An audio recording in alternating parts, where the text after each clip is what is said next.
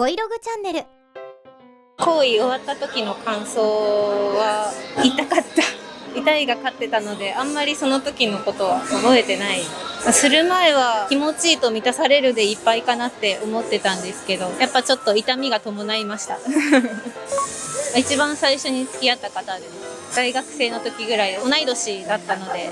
女の子慣れしてる人だったと思います。誘ってもらってご飯食べに行って、何回かご飯食べに行って、その後って感じですね。向こうのお家だったと思います。お相手は同級生、大学の同級生です。20歳ぐらいなんで、あんまりなんかどちらともなくというか、こういうものなんだっていうでも悪くはなかったです。別に嫌だったことはないです。その人は初の彼氏さんでしたね。学校で知り合った友達のご紹介で知り合った方で、相手からその時は誘っていただいて、で私初めてだけど大丈夫ってことで教えてもらって初めてだったから緊張するし、女の子だっていろんなイメージある。血も出ちゃうかもしれないし、傷ついちゃうかもしれないけど、意外と大丈夫だ、こんなもんか、ちょっと安心しつつ、また一歩大人になったような感じも初めてだと本当何もわからないから、どうしてほしいか相手に言ってもらえると今後にもつながるんじゃないかなって思います。自分もしてもらって相手もしてもらうっていう時に、もうちょっとこうした方がいいよとか、もうちょっと早くてもいいよ、強くてもいいよみたいな積み重ねでどんどんいいものになっていくと思うんで、コミュニケーション能力でね、頑張っていただきたいです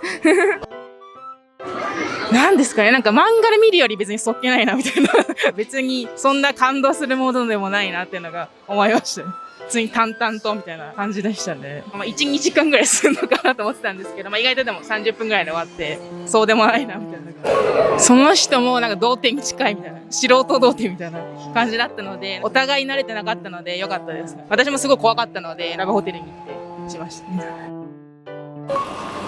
大学とか大学生の時とかで家とかじゃないんですよ。結構映画とか見てて美化してたので、ちょっと違うかったかなみたいな。マイナスかなみたいな。肉体的じゃなくて精神的な面でつながる方がいいから、なんでこんなに、彼氏です。向こうの家に呼ばれて、向こうのお姉ちゃんも先輩だったら仲が良くて、普通に家に遊びに行っててって感じです。その時はやっちゃったわみたいな感覚はありました。若かったんで黙っとこみたいなもともとそんなにそこに対して興味があったわけでもなかったし、でも好きな人と、そういう感じになるのは好きな人だしみたいな、当たり前の流れかなみたいなのがあったので嬉しかったですけどね。新たな一面知れたみたいな感覚じゃないですか。距離近づいたなみたいな。チャンネル登録お願いします。